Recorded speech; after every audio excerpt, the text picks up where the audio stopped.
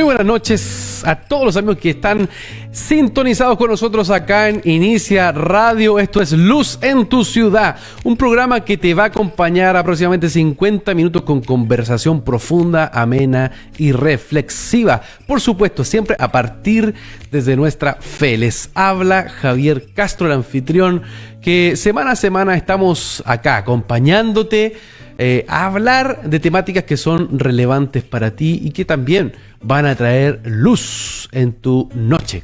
Cariño a todos los amigos que están ahí en distintos lugares del país, en el norte, en el sur de Chile. Abrazos grandes, inclusive allá en Punta Arenas. Extendemos nuestro brazo en fe, declarando bendición para ustedes, que el Señor les bendiga poderosamente. Y por supuesto también allá en el norte del país, Antofagasta, Iquique, que el Señor también haga resplandecer su rostro sobre todos los que en esta noche están con nosotros. Son ya las 22:04 y estamos acá para poder conversar de una temática muy importante. Este va a ser un programa histórico, absolutamente histórico, porque vamos a hablar de historia y vamos a hablar también con una gran invitada, pero no sin antes presentar también a mi co-animador, anfitrión, estrella ya de Luz en tu Ciudad, mi querido amigo Jordan Solís. Bienvenido. Hola Javier, buenas noches. Feliz de poder estar una vez más en Luz en tu Ciudad. Y bueno, ya lo anticipábamos, tenemos un tremendo programa hoy hablando de historia. Tenemos una profesora de historia. Sí. Uy, yo tengo, no sé si sabías que entré a estudiar este año. Sí, sabía. Y tengo varios ramitos por ahí. Y hay un ramo regalón que tengo. Yeah. Tengo un excelente profe. Y ese ramo, ¿sabes cuál es? No sé, ¿exégesis? No, del ramo de historia. Tengo un profe, un tremendo profe de historia. Entonces, qué importantes son los profes. Qué importante. Qué valioso es como un profe puede enseñar. ¿Cómo te enseñan? Yo mismo me he dado cuenta de que cuando salgo de las clases mías de historia, busco material. O lo cuento. De ahí me doy cuenta que la clase se fue muy buena porque se lo quiero contar a mi esposa. Ando buscando jueguitos del Imperio Romano. Mira, bien. A ese punto. Age of Empire. Sí. Qué buena esa. A ese punto. Así que qué importantes son los profes. Y hoy tenemos tremenda invitada, una tremenda profesora. Así es. Así es que, sin más, damos inicio esta noche a Luz en tu Ciudad. Muy bienvenidos. Lo que está pasando lo analizamos en Luz en tu Ciudad. Porque el acontecer nacional e internacional nos interesa con una perspectiva de fe y mirada bíblica. Esto es análisis y contingencia desde la fe.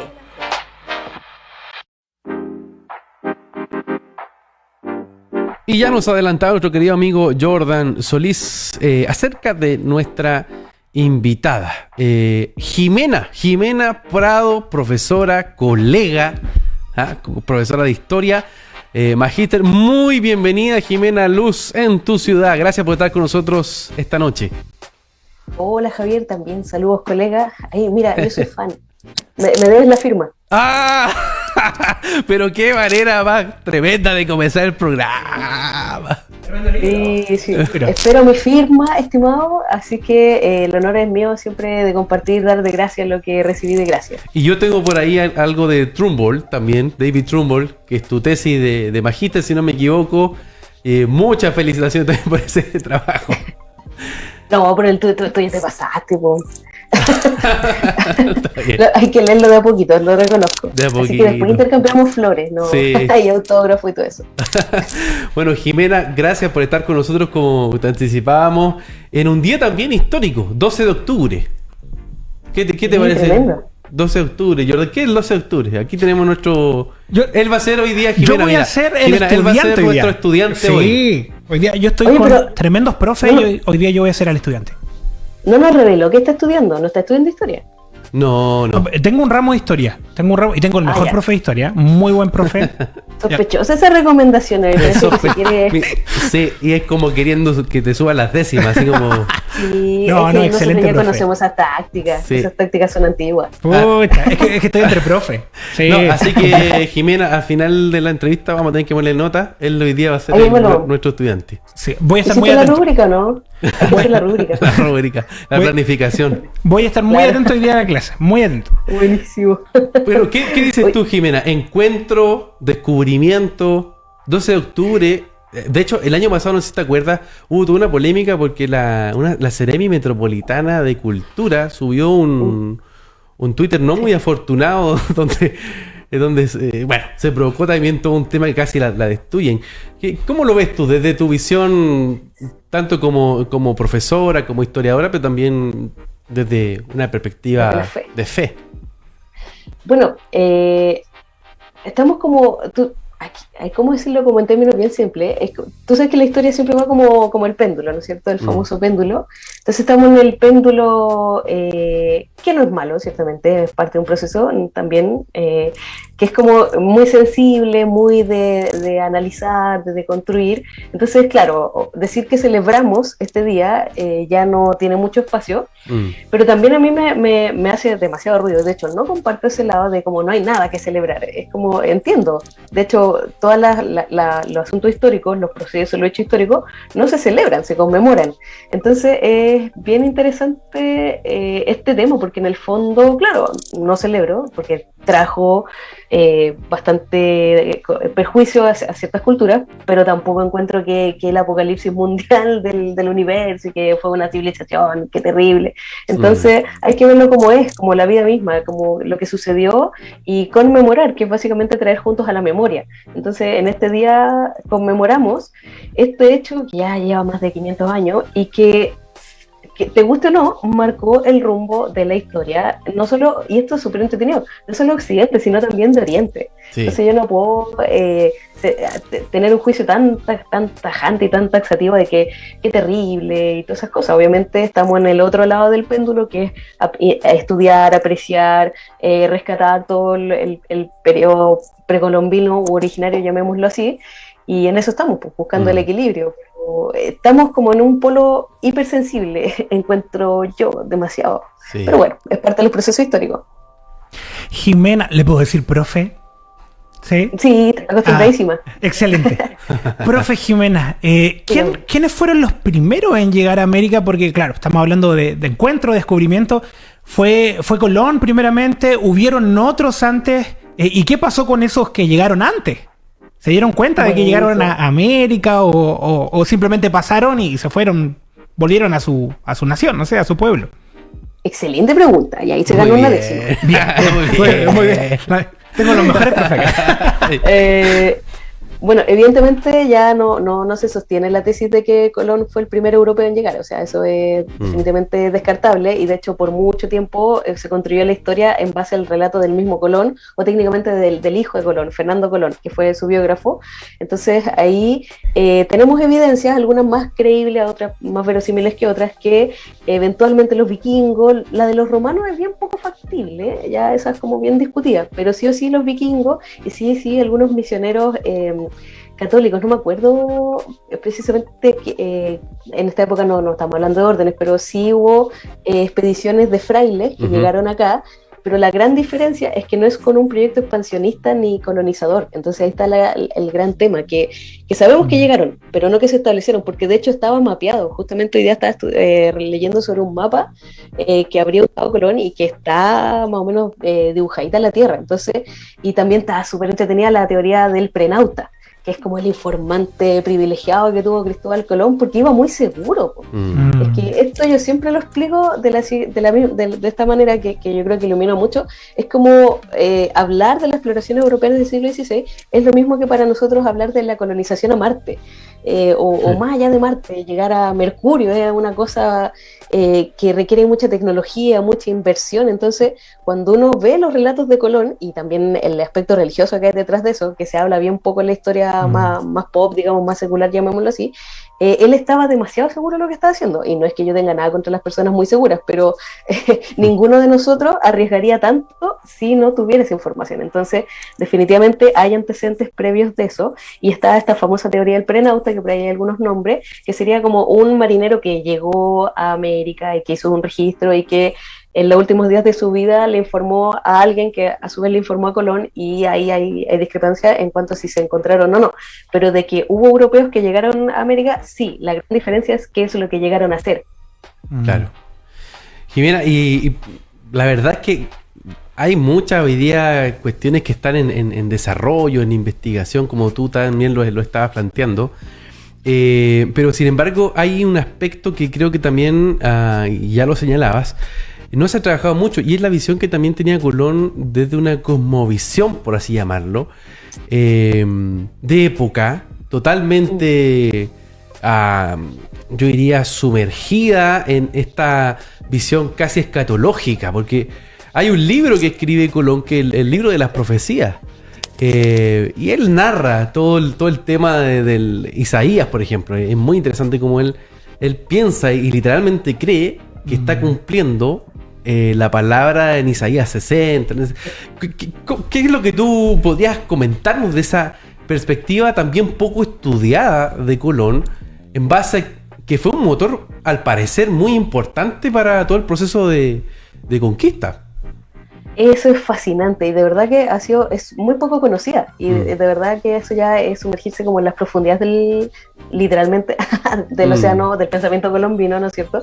Hay un submarino a su mente, y ahí es muy interesante la figura de él, porque es un hombre que marca la transición entre la Edad Media, profundamente religiosa, teocéntrica, teocrática también, ciertamente, y este hombre moderno que se hace cargo de las escrituras y que las interpreta, y entonces también se hace protagonista de esto. Y efectivamente en el libro de las profecías, que es el que tú estás citando, él no me acuerdo bien el pasaje ahí, sé que es Isaías algo, que en el fondo habla de un enviado, que obviamente no se trataba de él, sabemos, ¿no es cierto? Claro. Pero él toma ese texto y dice, mire, yo estoy cumpliendo. Entonces por ahí también vienen las dudas sobre el origen étnico de Colón, si es judío o es básicamente europeo, porque en el fondo tenía un muy buen manejo del Antiguo Testamento, y ahí también Claro.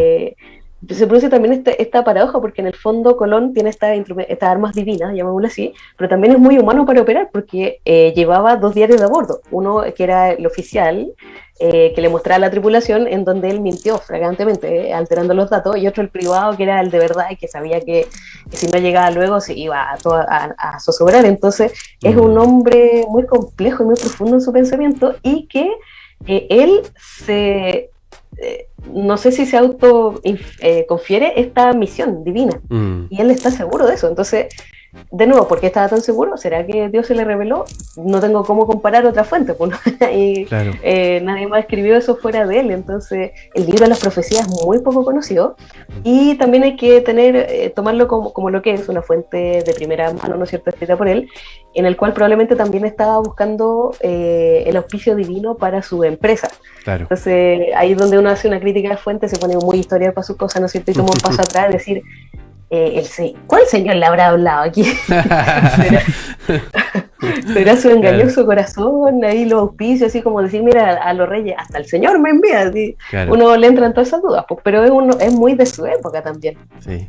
Es bien interesante el tema de las profecías, porque, claro, no se habla en el colegio, no se habla en la media. Por ahí a mí me enseñaron de que una de las razones del viaje era para ver si la Tierra era plana o no. Muy mala teoría, entendiendo de que la Biblia misma habla de la redondez en Job o en Isaías. Entonces es muy mala teoría, pero se enseñaba eso. Y me gustaría preguntar en función de eso, ¿cuáles son los fines de Colón para esta expedición? O sea, los reales fines, no estos medios truqueados que nos enseñan a veces. Bueno, sí, él se quería validar en muchos niveles, y efectivamente esta fake news, hay que decirlo, traducido a nuestra época moderna, que se creía que la Tierra era cuadrada, esa fue dicha, digamos, en su época, popularizada por él y sus posteriores biógrafos, y en el siglo XIX ya se hizo extendida, pero sabemos, y bueno, la Biblia lo decía hace rato, pero por ejemplo, si tú analizas, la discusión no era si era redonda, se sabía. Lo que pasa es que si era una esfera en 3 dimensiones o un plato hondo, así como una redondez plana. No sé si se entiende, como un plato hondo o una pelota. Esa era la discusión, porque de hecho hay esculturas romanas, a propósito de lo que tú decías, por ejemplo, Atlas sosteniendo el mundo, lo que sostiene una esfera. Entonces, no se sostiene eso, pero sí él buscaba razones para validar su expedición. ¿Cuál es el motivo de fondo? Uno muy sencillo, buscar una ruta hacia Oriente, porque estaba bloqueado el paso, y entre medio la gloria personal, y entre medio establecer muy buenos negocios, ¿no es cierto? Porque también recortaba el 10% de las ganancias para él, y el otro no está para este reino que recién se había resarcido del dominio árabe, musulmán, perdón, también, musulmanes técnicamente, más bien dicho. Entonces, hay motivaciones religiosas, las hay motivos económicos, las hay, y también hay motivos geopolíticos, porque en el fondo el que domina la ruta domina el comercio. Sí, esta cosa de la geopolítica es muy antigua. Entonces, Absolutamente. es como todo proyecto, es que de nuevo, es como, piensen en la carrera espacial, así, y aquí Javier, que es del siglo XX igual que yo, se va a acordar, ¿no es cierto?, que ¿quién era el que iba a ganar la carrera espacial? El primer hombre en la Luna. Da lo mismo lo que hacía, da lo mismo si ponías el satélite, el que llegaba ahí. Entonces, en el caso de América, el que controlaba básicamente la ruta, el que controla la potencia dominante. Entonces, y en eso, ahí Portugal es como la Unión Soviética de la carrera espacial. Había circunvalado toda esta zona, ¿no es cierto? Pero al final, quien da el golpe de cátedra, y por casualidad o causalidad, dirán algunos, España, que era el impensado, porque estaba con la calculadora, igual que Chile, ¿no es cierto? Ahí, llegando a Qatar, ahí, que se va a hacer. Oh, Shakira, esa dolió. Directo al Como corazón. yo no le tenía fe al equipo, pero esperemos que sea una mala metáfora y que no lleguemos con tanta calculadora. Por favor. Estamos con Jimena Prado conversando de manera muy, muy amena y al mismo tiempo bastante profunda y reflexiva a partir de lo que ha significado el 12 de octubre, para muchos descubrimiento, para otros encuentros. Lo concreto es que hoy día hablamos castellano, tenemos apellidos castellanos, somos una simbiosis cultural, somos mestizos, y hay una realidad y hay un hecho. España estaba presente en nosotros y la verdad es que Chile, tengo que decir que Chile es uno de los países, entre comillas, más parecidos a España, en términos de cultura, de biotipo. Claro, como decía Subercaso, ¿cierto? Un país isla que muchas veces estuvo ahí bien cubierto por la cordillera, el mar, el desierto, la Antártida, y que eso nos mantuvo por bastantes años un poquito recibiendo directamente de esa fuente hispana. Pero al mismo tiempo me gustaría preguntarte a Jimena del clima de época, porque la historia no es de la noche a la mañana. La historia se va construyendo a partir de procesos, como decían algunos otros historiadores, un historiador francés que me gusta, que es Pierre Renovan, decía las fuerzas profundas. En la historia hay fuerzas profundas, no es algo que una decisión o alguien se levantó y dijo hoy, mañana soy un hombre del Renacimiento y ya cambió la era, sino que se va constituyendo a partir de procesos. En esta época en la que vemos que aparece este nuevo mundo, América, ¿qué también estaba sucediendo en Europa? Y ahí un poquito conectándonos con lo que vamos a seguir hablando en profundidad en los próximos minutos. Excelente bandejeo, pues, estimado Javier. Qué mejor introducción. Bueno, es un proceso, y aquí nos vamos en la más profunda de las filosofías de la historia, ¿no es cierto? Hay un proceso coyuntural, que en el fondo son estos cambios, pero hay un cambio de estructura, que es este cambio de época, de lo medieval a lo moderno.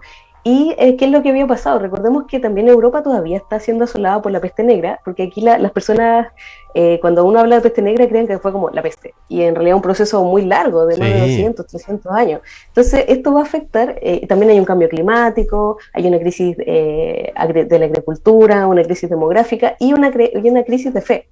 Básicamente, y eso es súper entretenido porque la historia tiene estas fuerzas irracionales o estos ríos subterráneos que corren ahí, como usando estas metáforas de la escuela de las mentalidades. Entonces, ¿qué es lo que pasa? Es un mundo que está dejando de creer en una revelación tan absoluta y está empezando a cuestionarse cómo te explicaron este mundo, desde la más simple de las pirámides. ¿Te acuerdas? Esa típica pirámide del feudalismo que todos dibujamos, el feudo, y que nada se mueve, que todo así.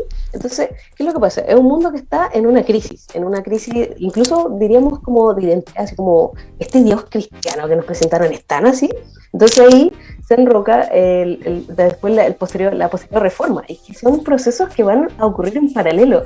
Eso es súper entretenido, producto de la didáctica, digamos, que uno aplica en la escolaridad. A los estudiantes de repente les cuesta, y uno, si no lo pone así en la línea de tiempo paralela, muchas veces no se da cuenta de que mientras españoles, portugueses, entre otros, están explorando, conquistando América, también está sucediendo la reforma protestante, porque van de la mano, porque en el fondo las potencias centrales se suman después de este proceso y queda corriendo como esta crisis intelectual que va a derivar en el humanismo, en el posterior Renacimiento, y ya la guinda de la torta es la reforma protestante, como fruto, digamos, como evidencia de todo esto que se vino gestando alrededor de mucho tiempo atrás. Así es, así es. Estamos conversando con Jimena Prado acerca de este proceso de época que va a significar inclusive la reforma protestante. ¿Qué de buena manera ves tú de esta transición? Y cómo hoy día también estamos viendo cambios que a veces van más rápido de lo que nuestros ojos ven. Sí, no, es muy potente lo que sucede en la reforma protestante. El cómo una acción quizás... No sé si Lutero se iba a dar cuenta la embarrada que iba a dejar literalmente con hacer ese acto, porque quizá él quería volver a su lugar de trabajo y como cuando uno dice, oye, no me gusta cómo estamos trabajando en esta área, me gustaría cambiar, pero en realidad cambió todo el rumbo. Y ahí me gustaría preguntarte, Jimé, ¿cuáles fueron las consecuencias de la reforma protestante en Europa? ¿Fue inmediata esa consecuencia? ¿Fue a los días, a los meses? ¿Cómo fue? Porque conocemos que Lutero clavó las 95 tesis, pero eso al otro día, ¿qué pasó, por ejemplo? O al mes, no sé cómo habrá sido. Hoy día uno sube un viral, se vuelve viral de inmediato, pero en ese tiempo, el clavar, ¿qué significó y cuál fue la consecuencia? ¿Fue inmediata? ¿Fue de muchos meses? ¿Cómo fue ese proceso? Bueno, Lutero fue el primer viral de la historia, ¿no? Y literalmente el primer bestseller. Es que ahí uno dice, y es súper entretenido cuando uno como creyente analiza la historia, porque tú dices, sabemos que están los pre-reformadores, logrando olvidados, Pedro Baldo, ¿no es cierto? Savonarola, que era bien intenso para sus cosas, Wycliffe y John Knox, entre otros, básicamente los más conocidos.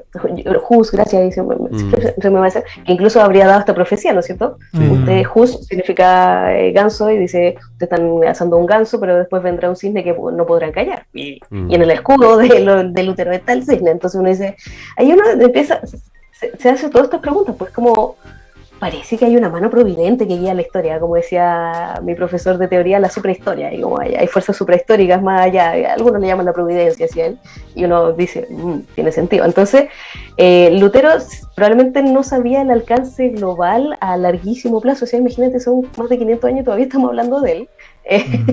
O sea, fue de Jesús, o sea, hay pocos personajes que tantos años después seguimos hablando de ellos.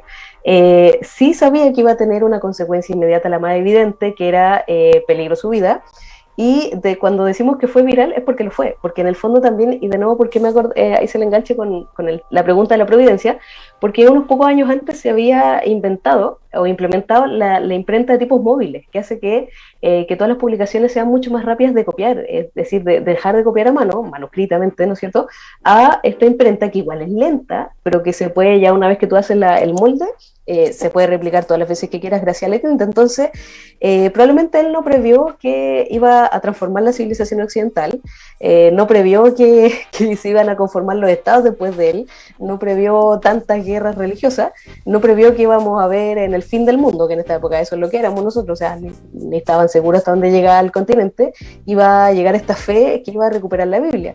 ¿Y qué consecuencias inmediatas tuvo? Lo primero es precisamente darle como este golpe a la mesa, decir, hay otra forma de entender el cristianismo que no es necesariamente esta institución milenaria que hemos conocido, que es el catolicismo romano, y que además que en esa época se hacía un flaco favor a sí mismo porque es una de las épocas más corruptas que ha vivido la Iglesia Católica. De hecho, yo estudié en una universidad católica y mi profesor de medieval y de parte del Renacimiento, que era bien comprometido con su fe, hasta él reconocía que no es una época tan grata de estudiar para ello. Entonces, si alguien es como que nosotros tuviéramos que reconocer nuestros propios pecados, no cuesta. Entonces, evidentemente, ahí la consecuencia inmediata es decir, hay otra forma de vivir nuestra fe, y ahí está la famosa devoción moderna, que es un concepto clave, que en el fondo, este speech evangélico que nosotros tenemos de esta relación personal con Dios, eso es más del siglo XVI, es decir, tú puedes acercarte a Dios a través de la racionalidad y a través de una interpretación privada, personal de la Escritura, que corroboras con la comunidad y con las fuentes, que es la Escritura misma.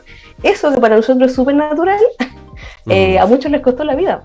Claro. Y a Lutero le costó sangre, sudor y lágrimas, y hubo ahí una gran obra del Espíritu Santo, porque para nosotros, no sé, tú abres Romano y para ti es como automático pensar que el justo por la fe vivirá, pero no era automático.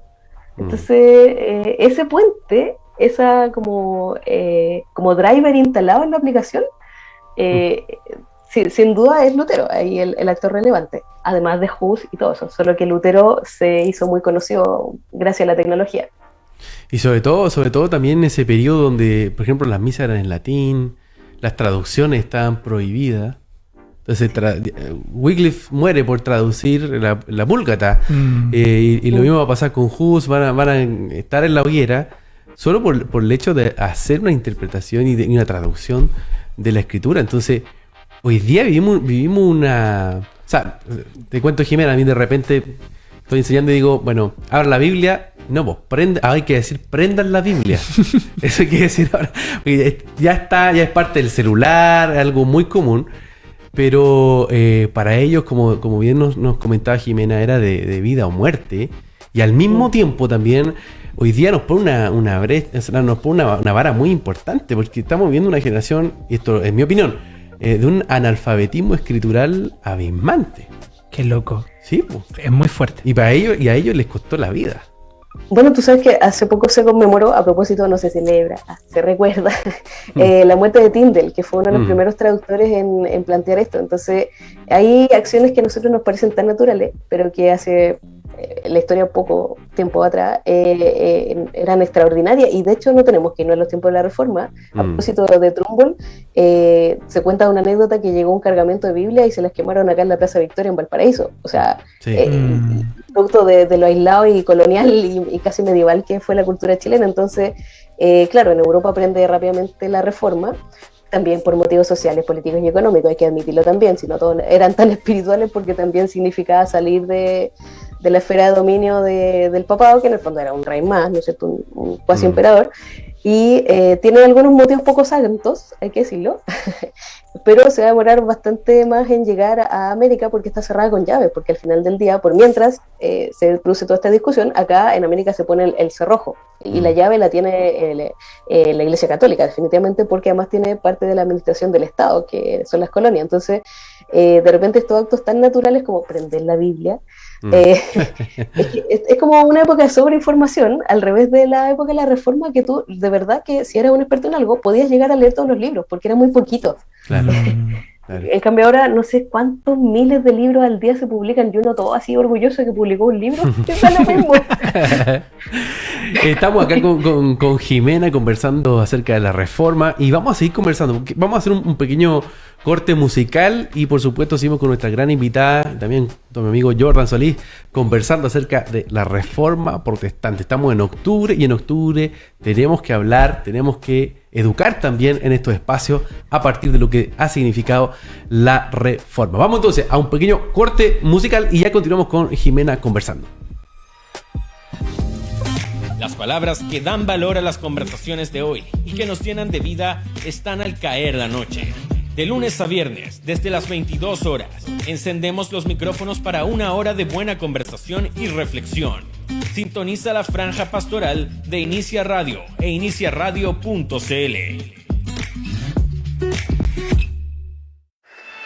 Una tarde con la programación que te hace bien. Inicia Radio. Las canciones que marcaron tu semana en Inicia Radio son seleccionadas por nosotros. Ahora, la música suena en Luz en tu Ciudad.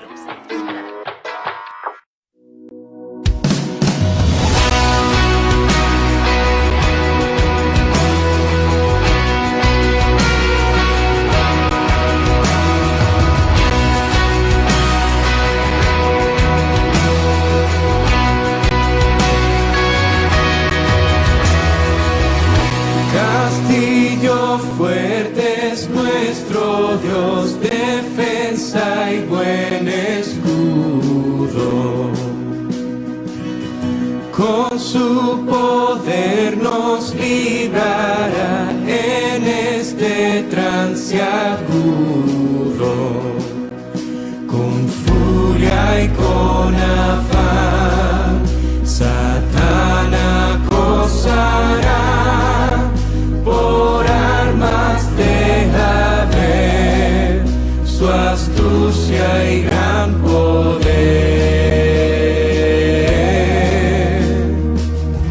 ¿Cuál no hay en la tierra?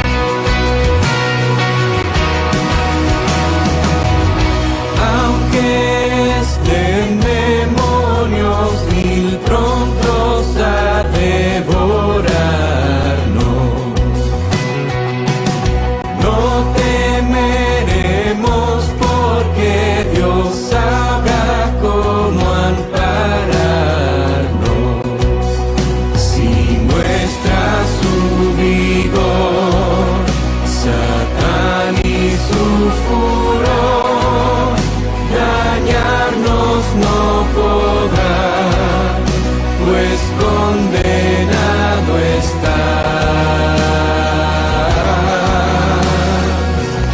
Por la palabra santa.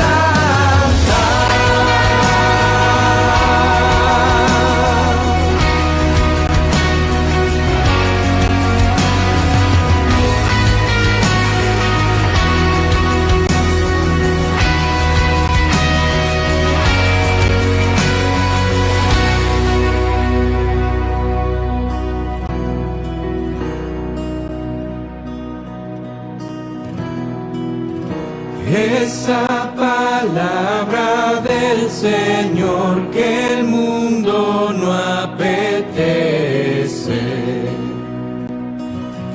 Por el Espíritu de Dios muy firme permanece. Nos pueden despojar de bienes y hogar, el cuerpo destruir, mas siempre ha de existir. De Dios del reino eterno.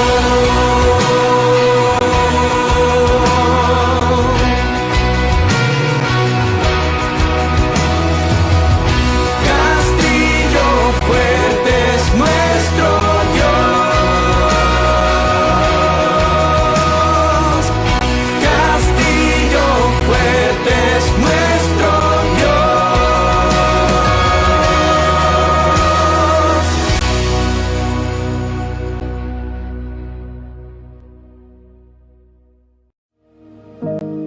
En momentos de oscuridad e incertidumbre, donde no sabemos hacia dónde nos dirigimos, encontrar una luz es primordial. Es por eso que damos inicio a Enciende tu lámpara, donde la oscuridad desaparece.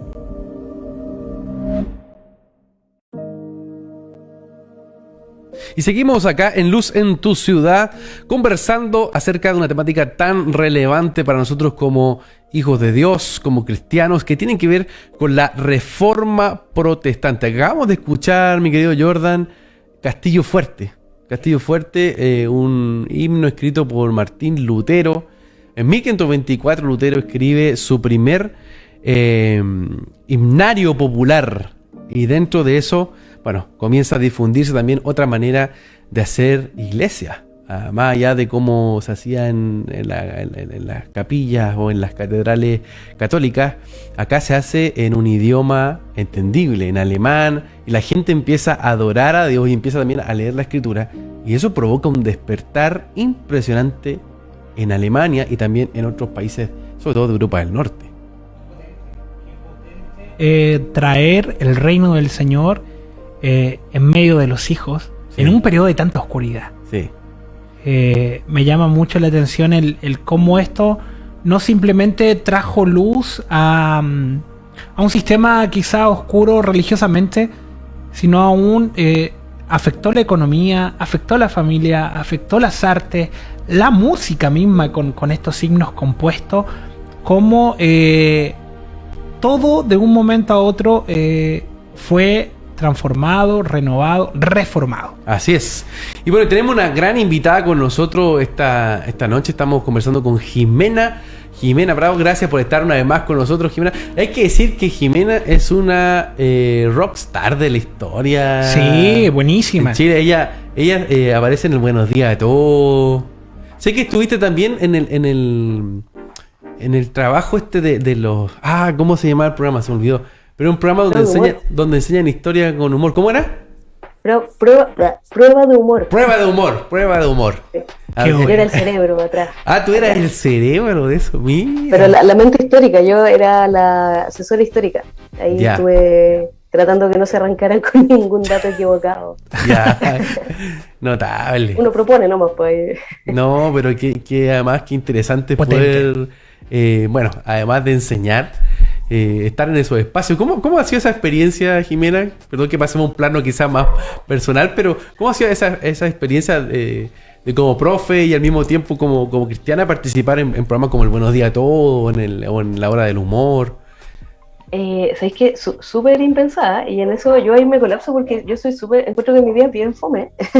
El fome me ha entretenido hablar de historia, pero fue algo que no busqué, de verdad que fue, de hecho, empezó todo, acepté la primera invitación hace 5 años atrás, el otro día Facebook me lo recordó, en el fondo para tener algo que contarle a mis nietos. Nunca pensé que iba a derivar, de verdad, que ese fue el motivo, así, sería una fuente.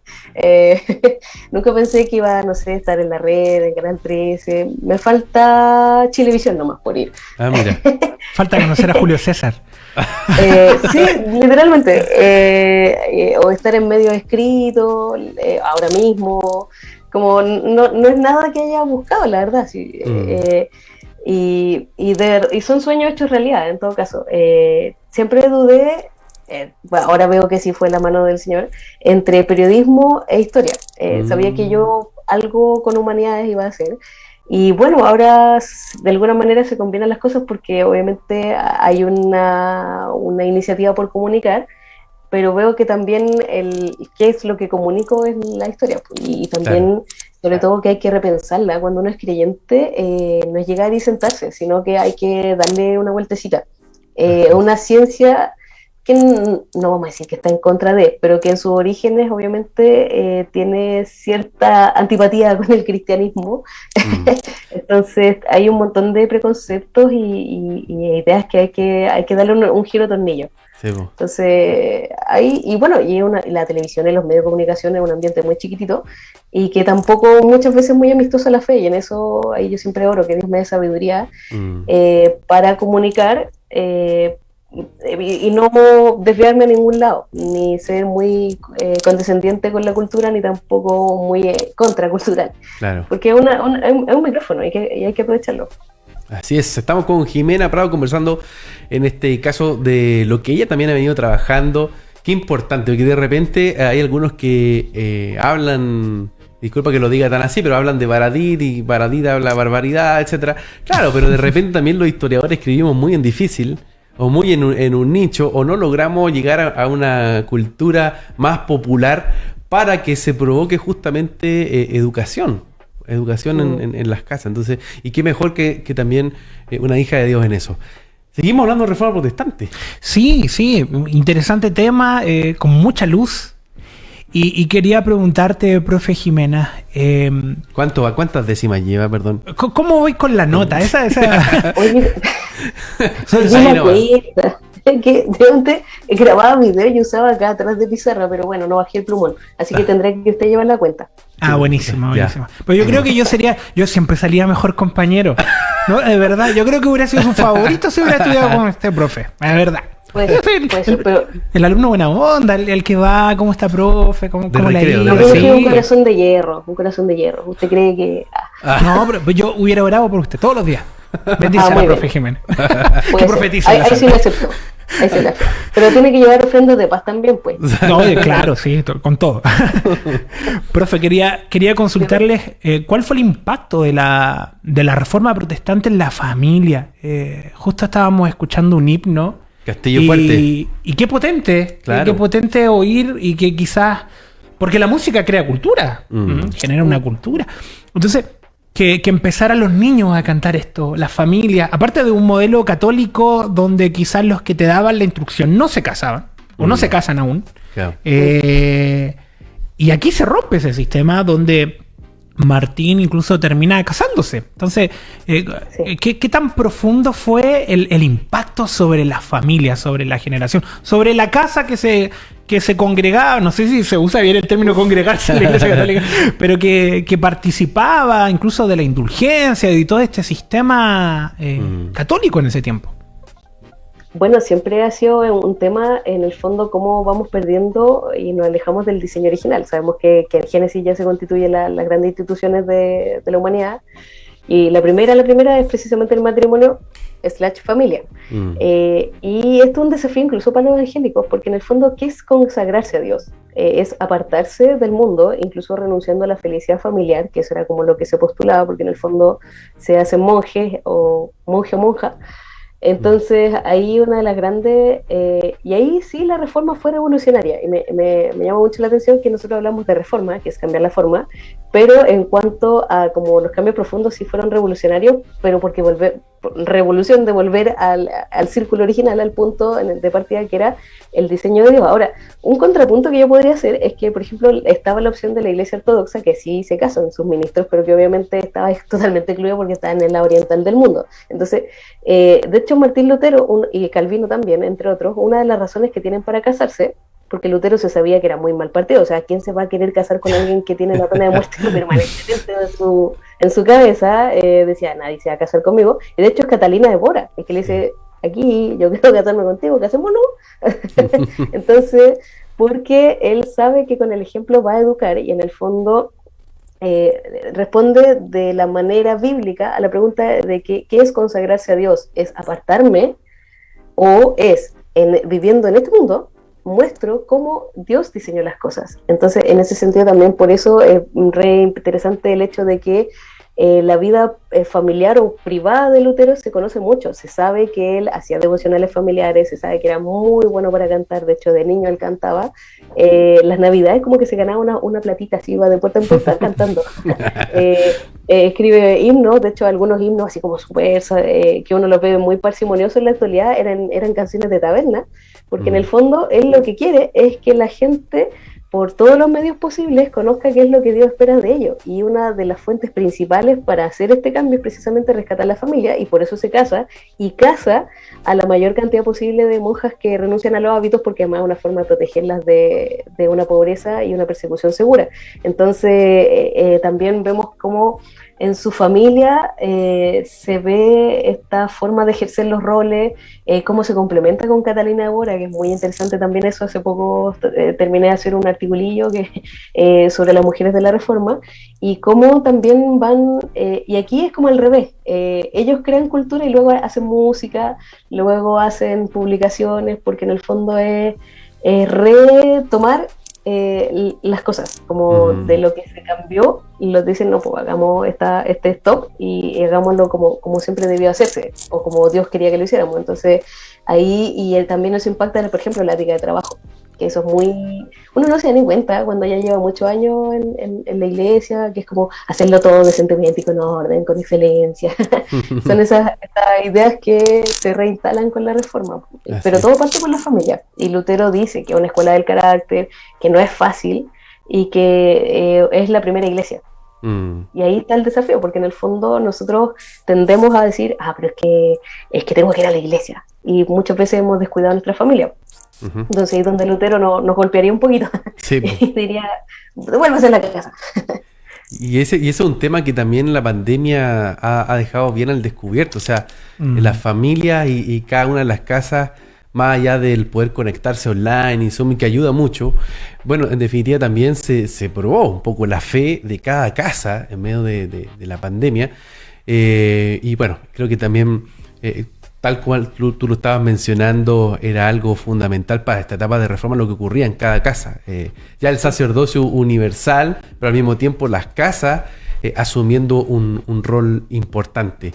Yo me gustaría preguntarte un poco, y aprovechando que dijiste que recién escribiste algo acerca de las mujeres de la Reforma, del papel justamente de las mujeres en esta etapa, porque es súper interesante. La etapa de la Reforma también tiene muchos símiles con la Iglesia de los Hechos.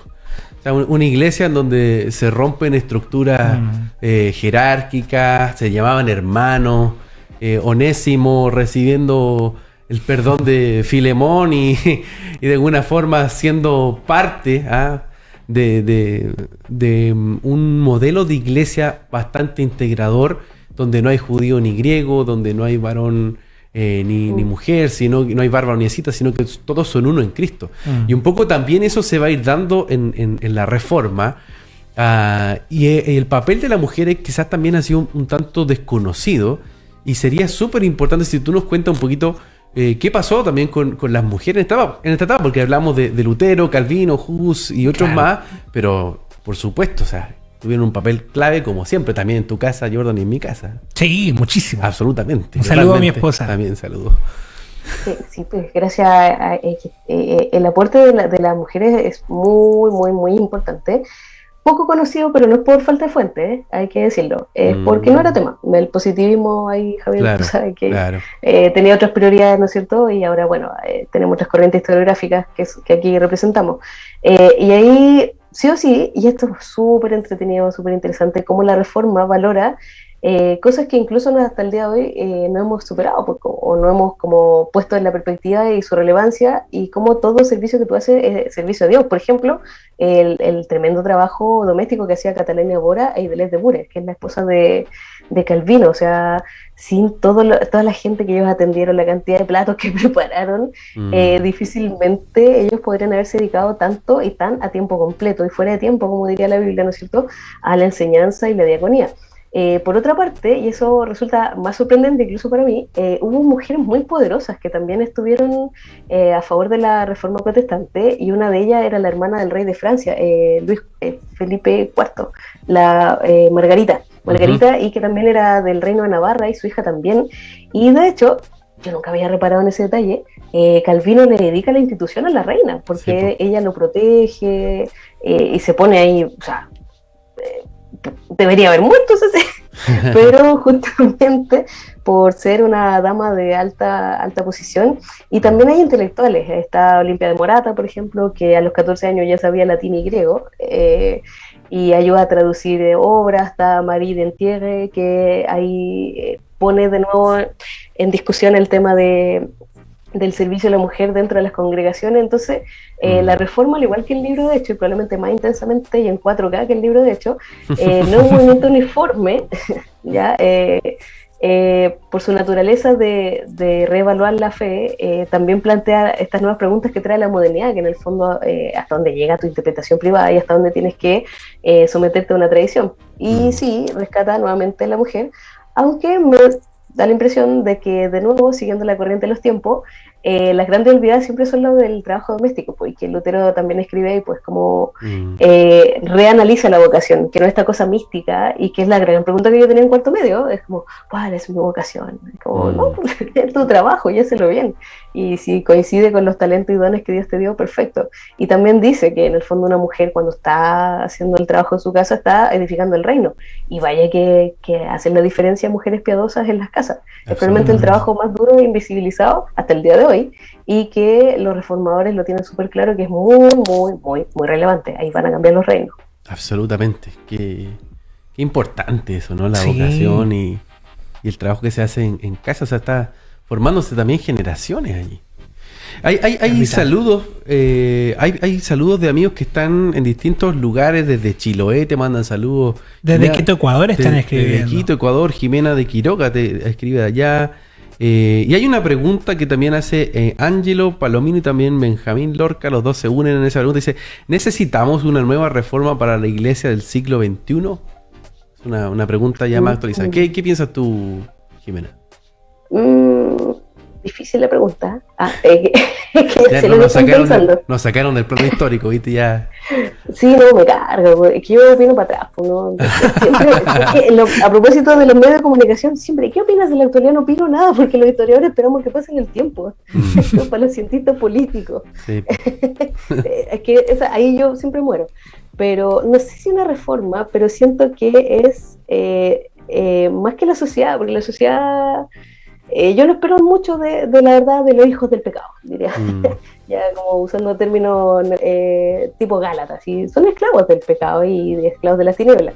Lo que espero más de la iglesia es que precisamente se vuelva al evangelio y conozca las profundidades de estas verdades, porque como tú decías, pues Javier, tenemos hasta aplicaciones, pero bien poca... conocimiento puede que tengamos, pero no sé si sabiduría, que es poner en práctica el conocimiento. Entonces, ahí es donde creo que somos bien poco sabios, que de repente caemos mucho en los eslóganes, y es algo que yo aprendo de los reformadores, que explicaban y sobreexplicaban hasta que quedara claro, y confían también en la obra de la palabra de Dios, porque muchas veces siento que empujamos un poco el mensaje, y no le damos espacio a que no es mi trabajo. Mi trabajo es explicar bien el asunto. Entonces, no sé si una reforma, porque creo que la reforma explica muy bien grandes verdades. Creo que que nos hace falta salir del conocimiento y buscar sabiduría. Y en eso es un proceso lento, tedioso, y que no sé si es para las grandes masas, y por sobre todo es muy lento. Uno siempre piensa para atrás. Poner en práctica lo que ya de alguna forma conocemos. Jordan, mira, espérame, última pregunta. Última pregunta, porque ya el tiempo se nos va, pero aquí depende tu nota. Aquí depende la nota. Última pregunta, ¿verdad? Última pregunta, a ver qué puedo preguntar. Algo personal. No, dale. Profe, en América, ¿qué estaba pasando en paralelo mientras se daba el tema de la reforma protestante? ¿Eso repercutió directamente en América en el instante o fue al tiempo después? Depende en qué está pensando, qué repercusión está usted pensando. Si usted piensa que llegó la reforma, no. Se le cerraron bastante las puertas porque la potencia que... y aquí vamos a hacer pensar América en grueso, ¿no es cierto? La América más española y portuguesa, al ser potencias asociadas al poder católico romano, parte de las condiciones era precisamente evitar que estos herejes llegaran. Entonces ahí se desmarca de todo lo que es alemán, inglés, y nos vemos hasta el siglo XIX, probablemente. Sí, sabemos que se contrabandearon algunos Nuevos Testamentos, Biblias y demás, pero son casos muy particulares, entonces... Y eso es lo entretenido que uno puede ver, así como cuán feudal y medieval puede llegar a ser el pensamiento mientras más profundo uno se interna en los sectores de América, porque en el fondo vamos a pasar un par de siglos por lo menos sin tener noticia de que haya llegado algo así como una fe reformada a América. ¿Y qué es lo que está pasando también? Se están fundando ciudades, se está produciendo todo esto, y aquí cerramos perfectamente el círculo, ¿no es cierto?, temático. Reforma y conquista y descubrimiento de América van en perfectas líneas paralelas y se mezclan poquito. Absolutamente. Bueno, Jimena, quiero agradecerte esta noche por estar acá con nosotros. La verdad, un agrado, un verdadero lujo y una bendición poder conversar contigo de este tema. Gracias por darte tu tiempo. Yo sé que siempre estás con hartas cosas y de verdad gracias por regalarnos estos minutos. Y bueno, redoble tambores. ¿Qué nota le ponemos a quien estudiante del día de hoy? Le ponemos un logrado. Un logrado, muy bien, me siento honrado. Un B o un MB, casi MB. Un logrado con excelencia, pongo yo. Bien. Muy bien. Carita feliz. Muy bien. Sí. Un reformadito para ti, un leterito. Excelente. Un peluche lutero. Muchas gracias, Jimena. Te enviamos un abrazo. Gracias por estar acá con nosotros en Luz en tu Ciudad y nos vemos hasta una próxima ocasión. Abrazo, gracias por la invitación. Un abrazo grande, profe, que esté muy bien. Qué buen tema, ¿no? Temazo. Hoy día tuvimos... Jimena es una crack. Sí. Todo lo que nos enseñó en una hora, menos de una hora. No, impresionante. Hoy día la gente que nos venía escuchando del vehículo se le cambió eso en una aula de clase. Así es. Literalmente, así es. porque aprendimos muchísimo. Detalles que a veces no se cuentan. Está tan blanqueada la historia a veces. Es que hay intereses. El historiador nunca es neutral. El historiador siempre tiene una posición. Es muy cierto. Es muy cierto. Algo pequeño. Yo tenía un profe de historia que tenía un color político muy marcado y enseñaba todo en función de ese color político. Así que fue terrible, pero bueno. Tenemos que irnos a nuestro amigo. No está. Sí, ya, perdón, no voy a contar mi historia con mi profe. Pero profe, mira de quién te burlaste. Llegó el inspector. Gracias, Fernando. Gracias también a todos ustedes, queridos amigos, por estar semana a semana acá con nosotros en Luz en tu Ciudad. Nos vemos próximo martes, 22 horas por acá, por Inicia Radio. Chao. Un abrazo grande, que estén muy bien. Cuando el sol se esconde y comienza la noche,